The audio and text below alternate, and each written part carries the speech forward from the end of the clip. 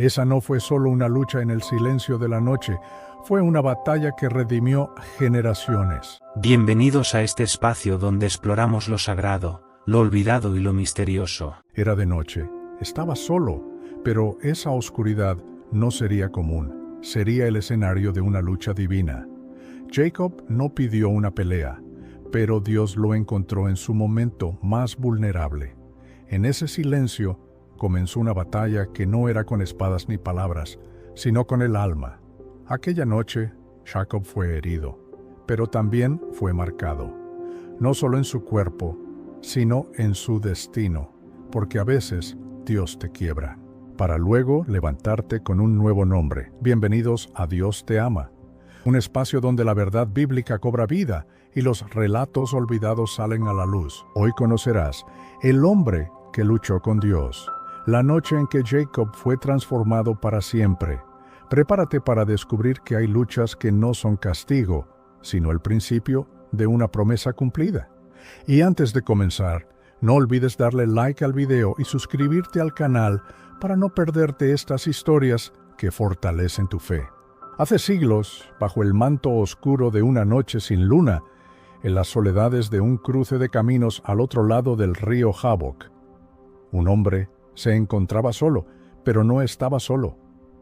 Su alma pesaba más que las piedras del camino y su corazón golpeaba como si quisiera huir de su pecho.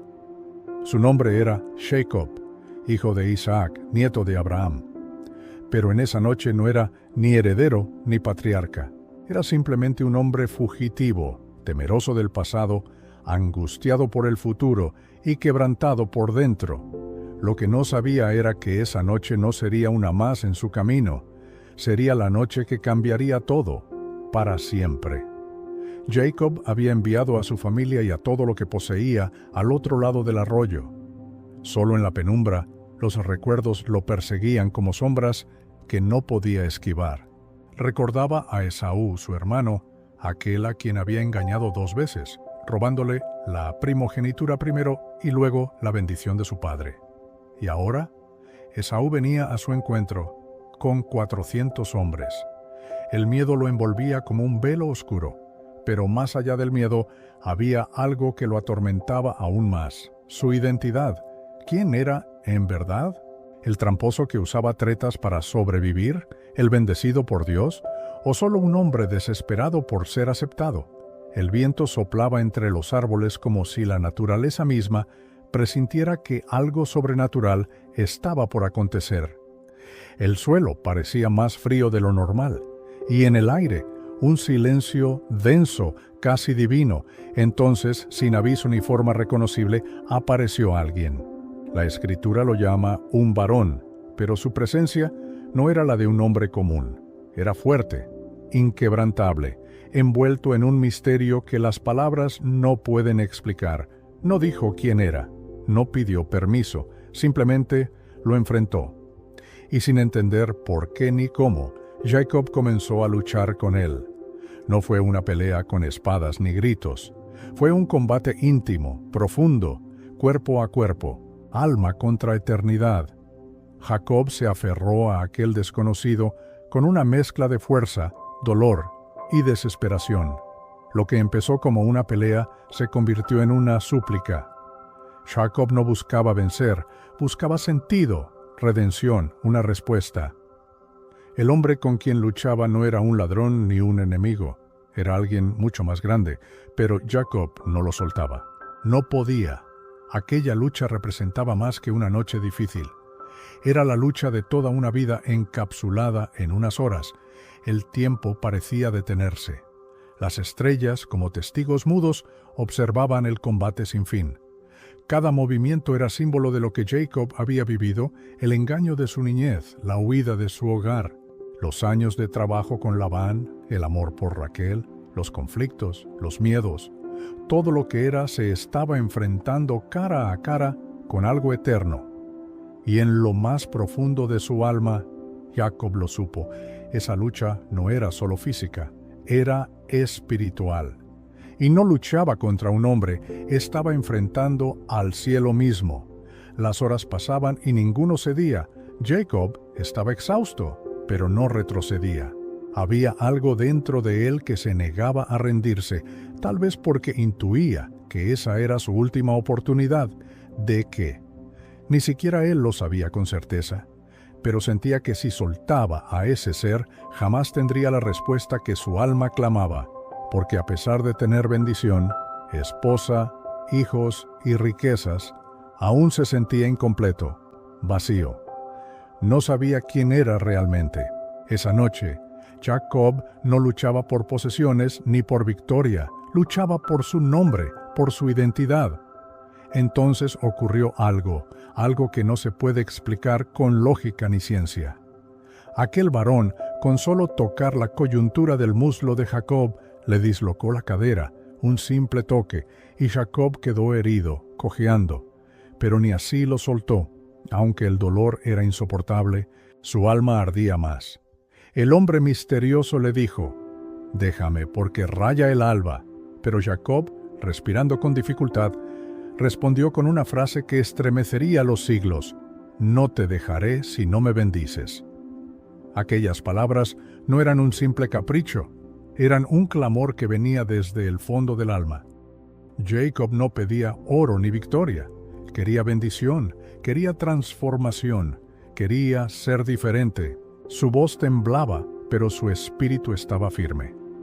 Aquel momento, breve pero eterno, fue como si el cielo hubiera hecho una pausa, como si Dios mismo hubiera descendido a enfrentar al hombre que durante toda su vida había huido, mentido, corrido. Pero ahora, por fin, se aferraba a lo correcto. Entonces el varón le preguntó: «¿Cuál es tu nombre?». No porque no lo supiera, sino porque Jacob necesitaba decirlo. Jacob respondió, y al decirlo, no solo pronunció su nombre, sino todo lo que representaba. Usurpador, tramposo, el que siempre buscaba su ventaja. Era como confesar su historia, aceptar su culpa, reconocer su identidad rota. Pero ahí, justo después de decirlo, vino lo inesperado. El hombre misterioso cambió su nombre. Dijo: «Tu nombre no será más Jacob, sino Israel, porque has luchado con Dios y con los hombres y has vencido». Jacob quedó paralizado, no solo por el dolor físico, sino por el peso espiritual de esa frase. Israel, un nuevo nombre, una nueva identidad, un nuevo propósito. Esa no fue solo una lucha en el silencio de la noche, fue una batalla que redimió generaciones. Jacob, el engañador, ahora era Israel, el que lucha con Dios. Y mientras el sol comenzaba a asomar en el horizonte, Jacob, ahora Israel, cojeaba con su nueva herida, pero también con una nueva esperanza. Sin embargo, la historia no termina ahí. Lo que ocurrió después fue aún más revelador, porque lo que Jacob vio con sus ojos al amanecer marcó el inicio de algo aún más grande. El sol comenzaba a alzarse sobre el valle y cada rayo de luz parecía acariciar la figura encorvada de Israel, quien avanzaba con paso lento, su pierna herida marcando el ritmo de su andar. Pero esa cojera no era símbolo de derrota, sino de transformación. Ya no era el mismo hombre que había cruzado solo el arroyo de Jaboc horas antes. Su rostro mostraba el peso de lo divino y su mirada, aunque cansada, reflejaba una resolución nueva. Había luchado con Dios y vivió para contarlo. Sin embargo, a lo lejos, una nube de polvo anunciaba la llegada de Esaú. El momento que tanto temía estaba a punto de volverse realidad. Cada paso lo acercaba a un pasado que lo perseguía desde joven. Esaú, su hermano, a quien había robado la bendición con astucia y engaño, venía con 400 hombres. ¿Sería el encuentro una emboscada? ¿Sería ese el final de su historia? Todo en Jacob temblaba, excepto su fe, porque ahora sabía que no enfrentaría a Esaú con la astucia de antes, sino con la marca de alguien que había sido tocado por el cielo. Lo que lo guiaba ya no era el miedo, era la certeza de que Dios estaba con él. Cuando al fin divisó a su hermano en la distancia, el mundo pareció detenerse. Israel se adelantó solo, mientras sus hijos y esposas lo observaban desde detrás. 7 veces se inclinó hasta el suelo en señal de humildad. Ya no era el orgulloso que reclamaba derechos, sino el quebrantado que pedía paz. Y entonces ocurrió lo impensable. Esaú corrió hacia él y lo abrazó. No hubo espada, no hubo venganza, solo lágrimas, llanto y perdón. 2 hermanos separados por años de dolor se reencontraron en medio de un amanecer divino, donde el cielo mismo había preparado ese momento. Israel no entendía del todo lo que ocurría. Tal vez Esaú había cambiado, o tal vez Dios ya lo había tocado antes de llegar. Pero en ese abrazo se desmoronaron décadas de rencor, traición y distancia.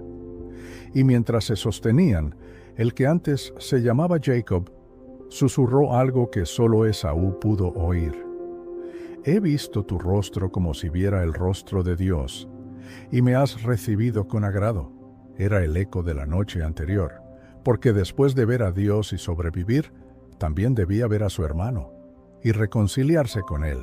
Tras el emotivo reencuentro, Esaú ofreció acompañarlo, pero Israel, aún cojeando y con una mezcla de humildad y sabiduría recién adquirida, decidió ir más despacio. Sabía que no podía apresurar el camino que Dios le marcaba. Sus pasos ahora eran medidos no solo por su herida, sino por la convicción de que algo nuevo estaba naciendo en él. Caminaba distinto porque pensaba distinto. Ya no era el Jacob que corría tras bendiciones humanas, ahora era Israel, el que había sido bendecido por el mismo Dios. Pasaron los días y Jacob llegó a Siquem, donde compró un terreno y levantó un altar. Lo llamó el Elohe Israel, Dios, el Dios de Israel. Era la primera vez que usaba públicamente su nuevo nombre, y con él daba testimonio del milagro vivido. Aquel altar no era solo una señal de gratitud, sino una declaración. Israel reconocía que su historia ya no le pertenecía solo a él, sino al Dios que lo había transformado. Pero lo que Jacob aún no sabía era que su nueva identidad también traería nuevos desafíos. Mientras parecía que todo estaba en paz, el mundo alrededor aún se movía.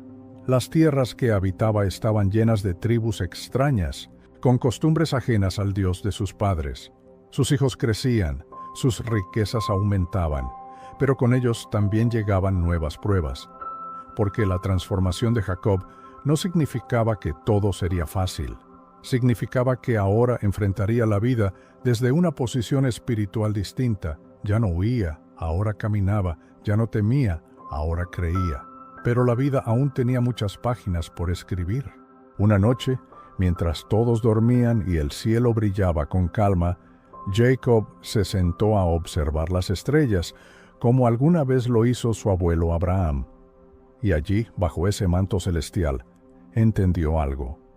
Dios no solo lo había cambiado a él, lo estaba preparando para que una nación naciera de sus lomos. 12 hijos, 12 futuros linajes, cada uno con su historia. Algunos problemáticos, otros fieles, pero todos parte de un diseño divino. La lucha en el Jaboc había sido solo el inicio de una cadena profética mucho más grande de lo que Jacob jamás habría imaginado. Desde el silencio del desierto, Dios volvió a hablarle. Le recordó su nuevo nombre, le repitió la promesa dada a Abraham e Isaac. Una nación y conjunto de naciones procederán de ti, reyes saldrán de tus lomos. Jacob, conmovido hasta lo más profundo, alzó su rostro al cielo. Ya no pedía bendiciones, ahora las reconocía, y en ese instante supo que lo que venía no sería fácil, pero sería glorioso, porque lo eterno ya había tocado su vida y jamás volvería a ser el mismo. Pero justo cuando todo parecía avanzar, una sombra cayó sobre su hogar. La historia de Israel aún tenía pruebas, tragedias y momentos decisivos que marcarían su legado, porque cuando Dios transforma a alguien, también lo moldea, lo prueba y lo prepara para lo eterno. Y así, con una familia creciente, un corazón renovado y una misión aún más grande por descubrir, Jacob caminó hacia un destino que no solo afectaría su vida, sino la historia entera de la humanidad. Fue en medio de esa aparente calma cuando la oscuridad golpeó sin previo aviso. Su hija Dina, curiosa por conocer la tierra y sus gentes, había salido a pasear por Siquem. Pero lo que parecía una simple visita terminó en tragedia. Siquem, el hijo del príncipe de la región, la vio y la deshonró. Lo que hizo sacudió los cimientos de la familia de Israel. La noticia llegó como un trueno a su tienda. Su hija había sido violada. El dolor fue insoportable. Israel quedó devastado. Por un momento, todo lo que había vivido en Jaboc parecía distante. ¿Dónde estaba Dios ahora en medio de este quebranto? Los hijos de Jacob, especialmente Simeón y Leví, fueron consumidos por la furia. El corazón de Israel estaba dividido. Por un lado, la rabia de padre, por el otro, el temor de líder. Sabía que no estaba en su tierra, que habitaban entre pueblos peligrosos y una decisión equivocada podría desatar una guerra. Pero Simeón y Leví no esperaron. Fingieron aceptar la propuesta de matrimonio de Siquem. Exigieron que todos los hombres del lugar se circuncidaran como señal de alianza y luego, al tercer día, tomaron sus espadas y mataron a cada uno de ellos. Fue una masacre. Israel se horrorizó, no por falta de justicia, sino por el método. Aquella venganza no era la justicia de Dios, era la furia descontrolada del hombre. El recién nombrado patriarca ahora se enfrentaba a una amenaza real, la ira de todas las tribus vecinas. Sentía que todo estaba a punto de derrumbarse. Me habéis turbado, haciéndome abominable entre los moradores de esta tierra, les dijo a sus hijos. Lo que parecía ser el inicio de una nueva vida, ahora estaba cubierto de sangre y peligro. Israel sabía que debía moverse. Y rápido. Fue entonces cuando Dios volvió a hablarle. Levántate, sube a Betel y quédate allí, y haz allí un altar al Dios que se te apareció cuando huías de Esaú. Era un llamado no solo físico, sino espiritual. Betel era el lugar donde, años atrás, Jacob había soñado con una escalera al cielo, donde Dios le había prometido que nunca lo dejaría. Era hora de volver. Pero antes, Israel tomó una decisión radical. Ordenó a toda su casa que se deshicieran de los dioses ajenos, que aún quedaban entre ellos. Purificó su familia, enterró ídolos, y así partieron hacia Bet-El, no como fugitivos, sino como una familia marcada por lo divino. El viaje fue tenso, pero milagroso. Las ciudades alrededor no los atacaron, pues el temor de Dios cayó sobre ellas. Una vez en Bet-El, Israel levantó un altar y lo llamó El Bet-El, el Dios de la casa de Dios.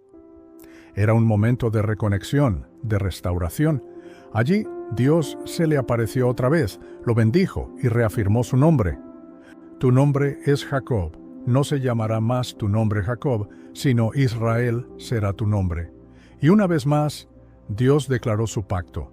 Yo soy el Dios omnipotente, fructifica y multiplícate, una nación y conjunto de naciones procederán de ti y reyes saldrán de tus lomos.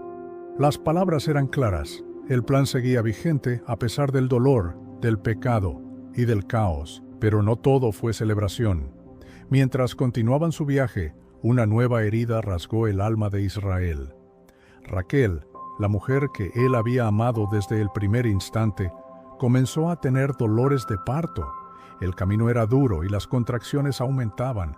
El alumbramiento fue difícil, largo y trágico. Raquel dio a luz a su segundo hijo, pero mientras el niño lloraba por primera vez, ella exhalaba su último aliento. Con sus últimas fuerzas, alcanzó a nombrarlo Benoni, hijo de mi dolor. Pero Israel, roto pero firme, lo llamó Benjamín, hijo de mi mano derecha. Perdió a su gran amor, pero ganó al último de sus 12 hijos. Israel cavó una tumba a la orilla del camino y allí enterró a Raquel.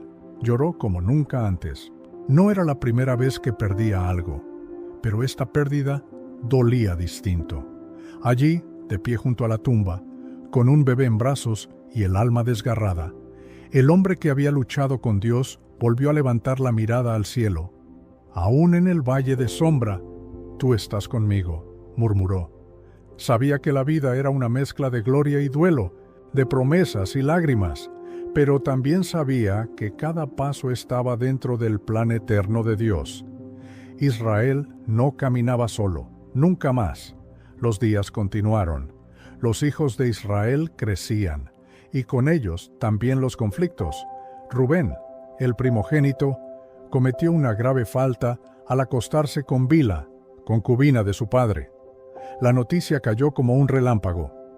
Israel se enteró, y aunque no dijo nada al instante, no lo olvidó jamás. Aquel pecado sellaría el destino de Rubén, y con el tiempo cambiaría el orden de la primogenitura. Pero no fue el único desafío. Las tensiones entre hermanos eran constantes, en especial por un joven en particular, José, el hijo primogénito de Raquel, a quien Israel amaba de manera especial. José era diferente, inteligente, obediente y soñador. Su presencia en medio de sus hermanos era como una luz que los otros no sabían cómo apagar. Israel, en un acto de amor, le regaló una túnica de colores, símbolo de favor y distinción. Pero esa prenda, lejos de unir, encendió la llama del odio entre sus hermanos. Los celos comenzaron a crecer como una raíz amarga, y mientras Israel velaba por la unidad de su casa, una tormenta se gestaba en silencio. Una traición estaba en camino, una prueba que rompería su corazón y su fe. Sin sospechar lo que vendría, Israel envió un día a José a buscar a sus hermanos en Siquem. Fue una orden sencilla, como cualquier otra, pero esa decisión marcaría el inicio de un dolor inimaginable.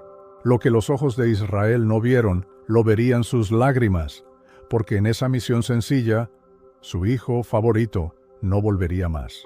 Al menos no por mucho tiempo. Aquel día, los engranajes del destino comenzaron a girar, y lo que parecía una tragedia, en realidad era el inicio de un diseño eterno, uno que llevaría el nombre de Israel hasta los palacios de Egipto, y más allá. El sol estaba alto cuando José llegó a Siquem, pero sus hermanos no estaban allí. Vagó por los campos hasta que un hombre lo encontró y le dijo que habían partido hacia Dotán. Sin dudarlo, José continuó su búsqueda, sin saber que mientras se acercaba, sus hermanos ya lo habían visto y conspiraban contra él. «Ahí viene el soñador», dijeron entre dientes. Los sueños de José, aquellos donde se veía reinando sobre ellos, los habían llenado de furia. Era el momento perfecto. Estaban lejos de casa, sin testigos, sin padre que interviniera. Y entonces la traición comenzó a tomar forma. Rubén, el mayor, intentó disuadirlos. Su intención era librar a José sin que los demás lo notaran, así que propuso echarlo en una cisterna vacía. Lo despojaron de su túnica multicolor, símbolo de su favoritismo y destino, y lo lanzaron al fondo de aquel pozo seco. José gritó, lloró, suplicó, pero nadie respondió. El silencio de sus hermanos fue más cruel que el eco del vacío. Después, como si nada, se sentaron a comer. Esa imagen quedó grabada en la historia. Mientras un hermano clamaba desde un pozo, los otros partían pan entre risas frías. Pero entonces, alzando los ojos, vieron una caravana de ismaelitas que venía de Galaad. Llevaban especias y perfumes rumbo a Egipto. Fue Judá quien propuso la idea final. ¿Qué ganamos con matarlo? Vendámoslo. Y así lo hicieron. Por 20 piezas de plata, entregaron a su propio hermano a extraños. José fue atado, su rostro confundido, su corazón roto. No entendía por qué. ¿Qué había hecho? ¿Acaso sus sueños eran su pecado? ¿El amor de su padre era su culpa? El polvo del camino se levantaba mientras lo alejaban de su casa y de su nombre. Rubén, que había estado ausente unos momentos, volvió al pozo, y al ver que José no estaba, rasgó sus vestidos. Desesperado, corrió a sus hermanos, pero ya era tarde. No había marcha atrás. Entonces tramaron su engaño. Tomaron la túnica de José, la mancharon con sangre de un cabrito y la llevaron a su padre. Israel, al verla, cayó en un abismo de dolor. Una mala bestia lo devoró. Murmuró entre llanto, rasgó sus vestidos, vistió ropas de duelo y se negó a ser consolado. Descenderé enlutado a mi hijo hasta el Seol, decía día tras día. Nadie pudo calmar ese dolor, porque Israel no solo había perdido a un hijo, había perdido un pedazo de su alma. Mientras tanto, José fue llevado a Egipto. El joven de sueños celestiales ahora era un esclavo en tierra extranjera. Fue comprado por Potifar, un oficial de Faraón. Lejos de casa de su padre y de todo lo que conocía, José parecía haber sido olvidado. Pero Dios no lo había soltado, porque aunque el plan del hombre se tiña de traición, el diseño de Dios sigue su curso. José prosperó en la casa de Potifar.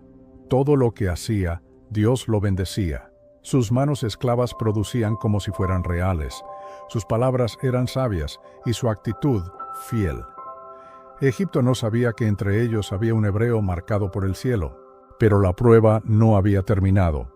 La esposa de Potifar puso los ojos en él. Día tras día lo tentaba. Pero José, íntegro, se negó una y otra vez. Hasta que un día, ella lo acusó falsamente. Potifar, lleno de furia, lo lanzó a prisión. Era injusto. Una vez más, José sufría por hacer lo correcto. La oscuridad lo envolvía de nuevo, pero en esa cárcel fría, el favor de Dios no lo abandonó. Los carceleros lo vieron diferente. Le confiaron responsabilidades. Incluso en cadenas, José brillaba. Su carácter seguía intacto, porque los sueños de Dios no se entierran en prisiones. Solo esperan el tiempo justo. De regreso en Canaán, Israel seguía llorando por su hijo perdido. Años pasaban y su cabello se volvía gris. Sus hijos crecían, sus nietos también. Pero el vacío que dejó José seguía sangrando. A veces, en las noches más calladas, miraba las estrellas y se preguntaba si su hijo aún vivía. Nunca supo con certeza lo que ocurrió. Solo tenía una túnica rasgada y un corazón que jamás volvió a ser el mismo. Aunque su nombre era Israel, el que lucha con Dios, en su interior seguía batallando, con el dolor, con la culpa, con la duda. Pero los días de aflicción estaban sembrando el terreno para algo más grande, porque mientras Israel sufría en su tierra, José estaba siendo formado en Egipto para un propósito eterno. En prisión conoció al copero y al panadero del faraón, interpretó sus sueños con exactitud. Uno fue restaurado, el otro ejecutado. José pidió que lo recordaran, pero el tiempo pasó y nada ocurrió. Sin embargo, en el cielo, los relojes no se detienen. Cuando Faraón soñó dos sueños inquietantes, el copero recordó a aquel hebreo de sabiduría divina y lo llamó.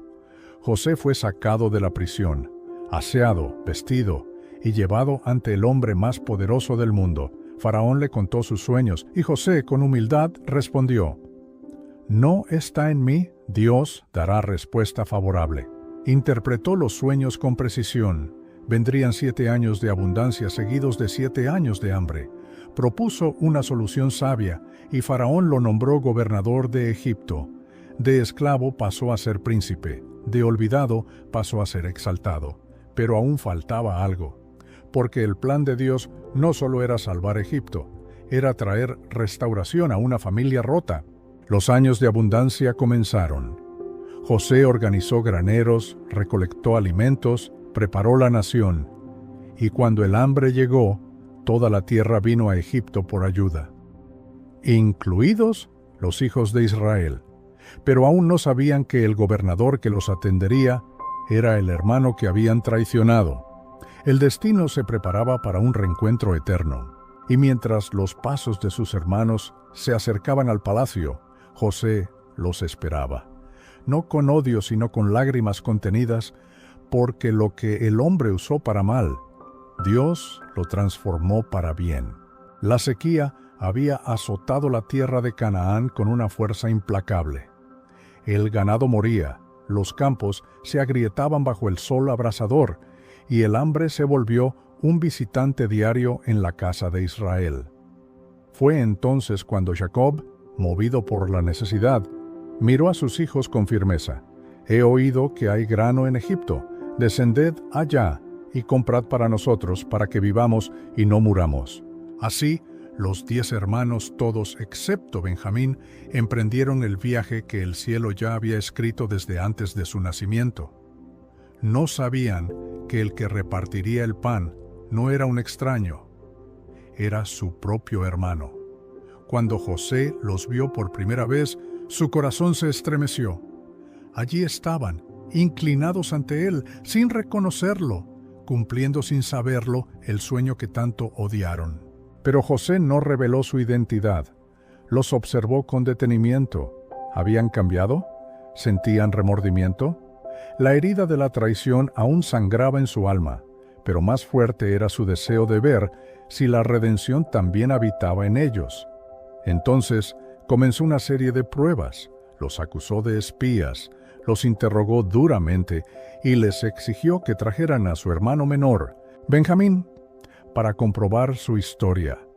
Volvieron a Canaán con temor y angustia.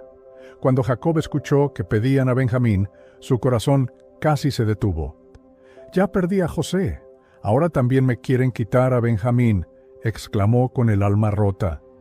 Pero el hambre no daba tregua. Judá, en un acto inesperado, se ofreció como garante. «Yo lo responderé, si no te lo traigo, seré culpable para siempre». Fue una señal. Algo había cambiado. El egoísmo que los llevó a vender a José estaba dando paso a la responsabilidad, al sacrificio, al amor fraternal. Entonces Jacob, entre lágrimas, accedió. Benjamín partió rumbo a Egipto sin saber que iba a reencontrarse con el rostro más olvidado de su infancia. Cuando José vio a Benjamín, su corazón se quebró. Era su hermano de sangre, el único hijo de Raquel que quedaba en casa de su padre. Lo observó, lo bendijo, y tuvo que salir del salón para llorar. Las emociones eran incontenibles. Años de ausencia, de dolor, de soledad, se agolpaban en sus ojos, pero aún no era el momento de rebelarse. Preparó una cena especial para ellos, los sentó en orden de nacimiento, lo que los desconcertó, y a Benjamín le dio una porción 5 veces mayor. El plan no era humillar, sino probar sus corazones. La prueba final estaba por venir. Al despedirlos, José ordenó que pusieran su copa de plata en el costal de Benjamín. Cuando ya iban en camino, los soldados egipcios los alcanzaron y los acusaron de robo. Al encontrar la copa en el saco del menor, el caos estalló. Los hermanos rasgaron sus vestidos, como lo hizo su padre años atrás, y regresaron ante José con rostros hundidos en desesperación. Esta vez no dejaron solo a su hermano. Esta vez todos regresaron. Fue Judá quien habló, no para justificarse, sino para ofrecer su vida a cambio de la de Benjamín. «Mi señor», dijo Judá, «si este joven no vuelve con nosotros, nuestro padre morirá de dolor. Su alma está ligada a la de él. Yo te ruego, quédate conmigo como esclavo, pero deja ir al joven con sus hermanos». Aquellas palabras atravesaron el alma de José como un rayo de luz. El mismo Judá que propuso venderlo años atrás, ahora se ofrecía a sí mismo por amor a su padre y a su hermano. El ciclo se había roto. La redención había llegado. No pudo más. José alzó la voz, despidió a todos los egipcios y llorando con fuerza, reveló la verdad. «Yo soy José, vuestro hermano, el que vendisteis a Egipto». El silencio fue absoluto. El aire se volvió pesado. Sus hermanos no podían hablar. El pasado los alcanzó como un torrente. Pero lo que vino después no fue juicio, fue gracia. «No os entristezcáis, ni os pese haberme vendido acá, porque para preservación de vida me envió Dios delante de vosotros». José no solo los perdonó, les reveló el plan de Dios detrás del dolor. Cada lágrima, cada día en prisión, cada injusticia, había sido usada para salvar vidas, para salvar a Israel, para cumplir la promesa. El llanto se convirtió en abrazo. Los hermanos, confundidos, aliviados y conmovidos, se inclinaron ante él, no por obligación, sino por amor. Aquello que empezó con envidia terminó con reconciliación. José abrazó a Benjamín, besó a sus hermanos y envió noticias a su padre. Aún vive tu hijo y gobierna en toda la tierra de Egipto. Cuando Jacob escuchó aquellas palabras, su corazón casi se detuvo de nuevo, pero esta vez, de alegría, no lo podía creer. Pero al ver los carros que José envió, dijo: «Basta, José mi hijo vive todavía, iré y le veré antes que muera». Israel se preparó para el viaje, ya viejo, ya cansado, pero con el alma encendida por la esperanza. En Beerseba ofreció sacrificios al Dios de su padre, e hizo algo que no hacía desde hacía mucho tiempo. Escuchó la voz de Dios en sueños: «Yo soy el Dios de tu padre, no temas descender a Egipto, porque allí haré de ti una gran nación. Yo descenderé contigo y también te haré volver». Era la confirmación de que lo que estaba por vivir no era solo un reencuentro familiar, sino un cumplimiento profético que cambiaría la historia, y así descendió Israel a Egipto, con sus hijos, sus nietos, sus rebaños y sus memorias. A cada paso, el suelo parecía rendirse ante lo eterno. Cuando vio a José, su hijo amado, aquel al que creyó muerto, lo abrazó y lloró largo rato sobre su cuello. «Muera yo ahora, ya que he visto tu rostro, y aún vives», susurró entre sollozos. Habían pasado décadas. Había luchado con Dios, con hombres, con la vida misma. Pero ahora, en la tierra de Egipto, Jacob, el que fue llamado Israel, cerraba un ciclo de lágrimas con un abrazo eterno. El reencuentro entre Israel y José no solo fue un momento familiar, fue un acto divino. Fue la restauración completa de un corazón que por años vivió con un vacío que solo Dios podía llenar. Allí, en la tierra extranjera, que antes fue símbolo de esclavitud, se abrazaban padre e hijo, dos generaciones marcadas por el sufrimiento, pero también por la fidelidad del cielo. Israel ya no era el hombre que huía, no era el que luchaba con sombras del pasado, era un hombre que podía mirar atrás y ver, en cada herida, una huella del propósito eterno de Dios. Faraón recibió a la familia de José con generosidad. Les asignó la tierra de Gosén, fértil y espaciosa, para que habitaran y prosperaran. José presentó a su padre ante el faraón, y en un acto lleno de gracia y dignidad, Israel bendijo al rey de Egipto. Era algo impensable. Un anciano pastor hebreo bendiciendo al gobernante más poderoso del mundo. Pero así es el reino de Dios. Lo humilde, lo quebrantado, lo menospreciado, es usado para avergonzar a lo fuerte. José, por su parte, cuidó de su padre y de sus hermanos con fidelidad, como si todo lo vivido hubiera sido solo preparación para este momento. Los años pasaron. Israel vivió 17 años más en Egipto, viendo a sus nietos crecer, viendo a sus hijos reconciliados, viendo a su nación tomar forma.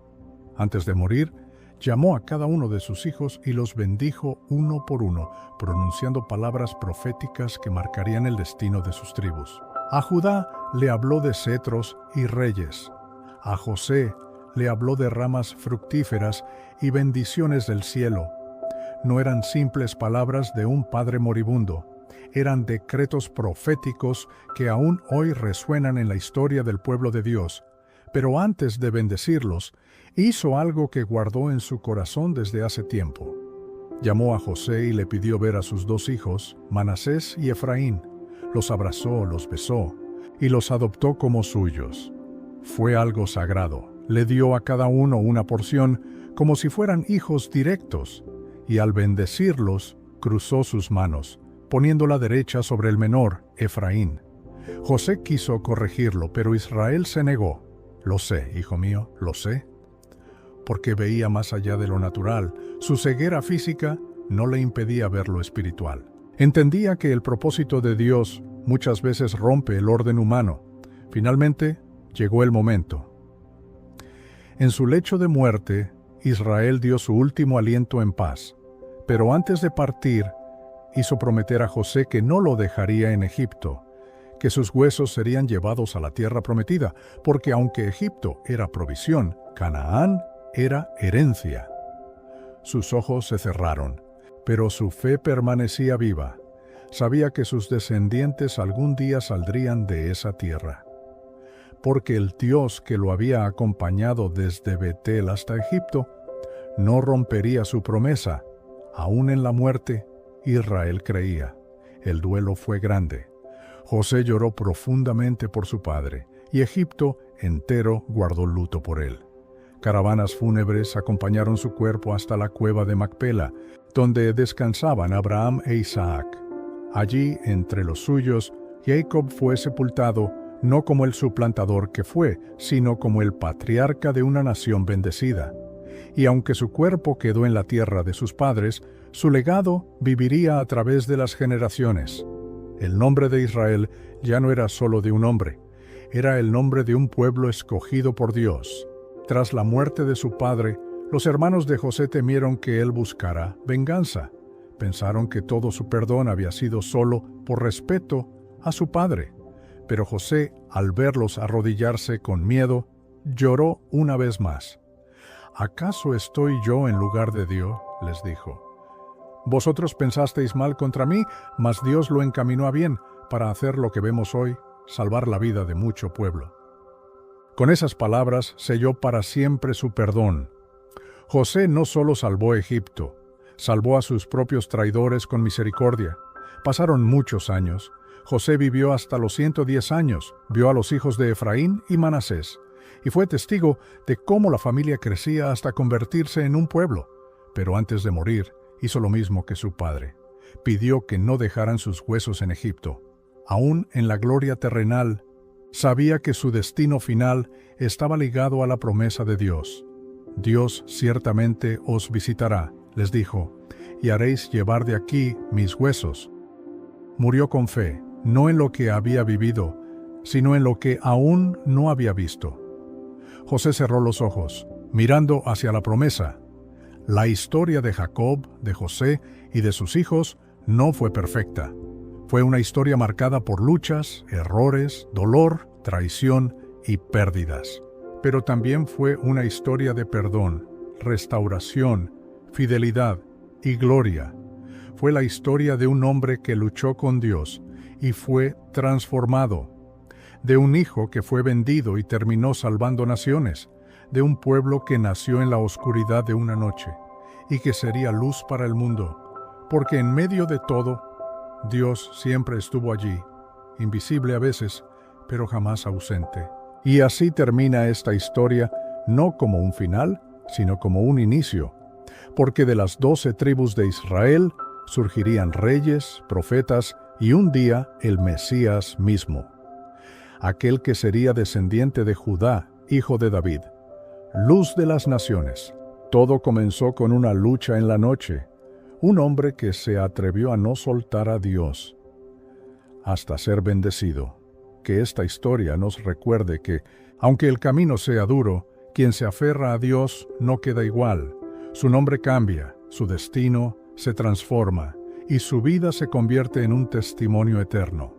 Así que si te gustó este vídeo, si aprendiste algo nuevo o si te quedaste con ganas de más, suscríbete, activa la campanita y déjame un comentario diciendo: quiero más secretos del cielo, porque este es solo el comienzo.